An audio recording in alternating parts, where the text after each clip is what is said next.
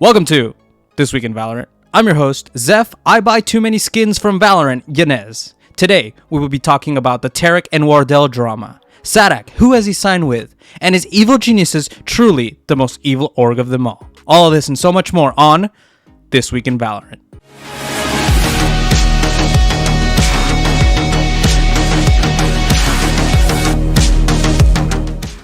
Tarik and Wardell were in the news this week due to a situation that unfolded where Wardell was queuing up with a known stream sniper and he managed to stream snipe Tarik during one of his streams, ruining his match and ruining everyone else's match that was on Tarik's team.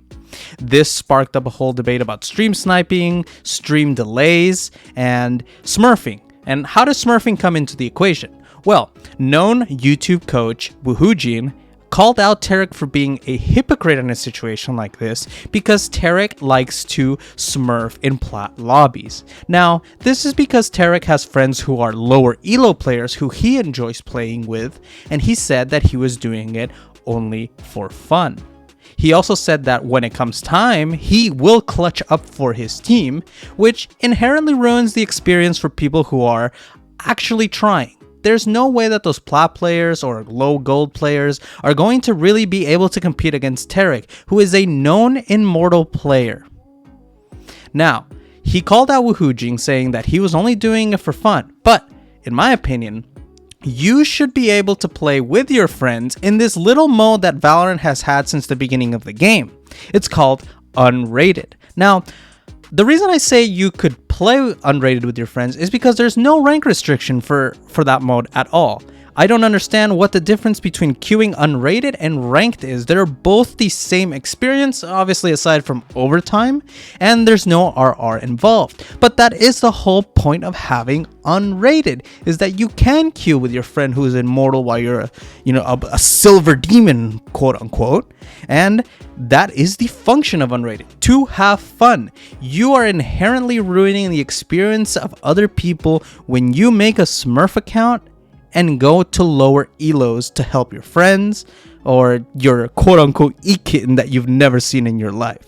So, moral of the story is, don't smurf.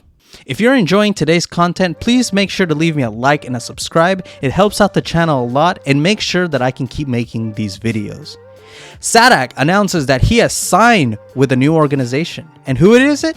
Not a new organization, it's actually Loud. He signed a 2-year contract with Loud, rejoining Kawanzin officially as Kawanzin's contract goes through the end of this year, and he is most likely to be joined by Les and 2Es in the upcoming 2024 season. There was rumors circulating around that he might be going to NRG due to some conversations that were leaked between the agent of Sadak and Chet's agent, but at the end of the day, the Loud and NRG merger never ended up happening, crushing my dreams of seeing ASPAS, Sadak, Marv, and Crashies and Victor on the same team. Evil Geniuses are trying to keep their players in contract jail.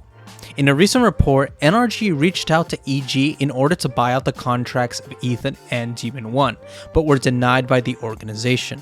100 Thieves was also in this report, stating that they were looking to buy out the contract for Boostio, but were also denied by Evil Geniuses. Now, Evil Geniuses have the right to send their players wherever they want because it's written into their contract. What is not written into their contract is that they can get a pay cut at any point. VC2 rules actually protect the players from such things happening, and so if Evil Geniuses want to enforce a pay cut on their players, they will end up making them free agents. So Evil Geniuses is caught in a very sticky situation where they either have to cut their players and make them free agents, or they're going to have to trade them to an organization. Now, Evil Geniuses seems to be wanting to get a return on investment and actually gain more money from keeping these players in the organization and trading them to another org like NRG or 100 Thieves, but they're looking for probably something more substantial than $100,000, which to me seems crazy. While yes, you can do it legally, I think morally it is wrong to keep your players in contract jail just because you want more money from your quote-unquote investment on these players. Now, Demon 1 was really a nobody at the beginning of the season, and he found himself himself being successful throughout the season, bringing the prestige that Evil Geniuses needed and building up a fan base. But with this move by Evil Geniuses in not releasing their players in a timely fashion, you could possibly lose all that fan base that you just built up. In addition to losing your fans for not wanting to keep these players after they won you a Champions Trophy, which to me is ridiculous. Tex and ASPAS are headed to Leviatan. Tex was part of the old guard roster that, while won Ascensions, did not make partnership because they didn't have a team.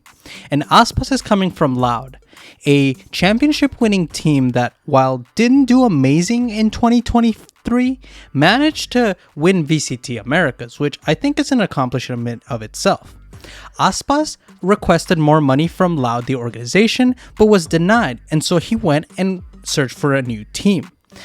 It was rumored that him and Sadak were supposed to be heading to NRG, but those conversations have fallen through as Sadak has re-signed with Loud for 2 years, leaving ASPAS to find a new team by himself. He was rumored to go to NRG or Bleed Esports, but has decided to sign with Leviatan. Now, the news of Tex signing is also very curious, as both of these players are in the same role. They're both duelists, they both play Jet, and they both play Raze. And so this is kind of confusing to me because normally we only see like one main fragger, but Leviatan seem to be going the Paper X route in this instance, where they're actually getting 2 players who typically play duelists and are putting them on the same team. Now, if you ask me, I think Tex will be moving into a more support role than ASPAS. I truly believe that ASPAS will still be on that Raze and Jet combo, but I could see both of them being run at the same time, with having 2 duelists instead of just one. G2 are set to pick up a new roster for the upcoming 2024 season. G2 have picked up Jonah P, Josh RT, Net, Valen, and Trent, all to become part of the new Valorant squad for the 2024 season. Now, they originally weren't slated to even be part of VCT Americas because they didn't qualify for Ascension, but the guard won Ascension and denied the spot into America's VCT. This meant that the players from that organization could not become part of Tier 1 as the organizations were the owner of the spot. But because these players were all free agents on the same day that the org denied the spot, G2 were able to pick up all of these players. And now, because they're signed with G2, Riot has allowed G2 to become part of the partner organization. While G2 was not originally slated to become a partnered organization because of what Carlos has said in the past, they have now had the opportunity to do it because they have picked up the players from the guard. I think this is an excellent move, and all these players deserve to be in Tier 1. Who they sign next in order to replace Leaf is still a mystery, but the rumor mill has Leaf or Jawgemo to become part of this team. Jawgemo could become part of this team if negotiations with EG go through, and Leaf is actually a free agent right now because Cloud9 have released him from his contract. That's all the news I have for you today this week. Thank you for watching. If you enjoy the content, again, please leave me a like and a subscribe. It helps out the channel a lot. And if you want more news, make sure to hit that notification bell and follow the community tab on my page. I try to update it as soon as I see the news, barring school and stuff like that. So again, thank you for watching and have a good day.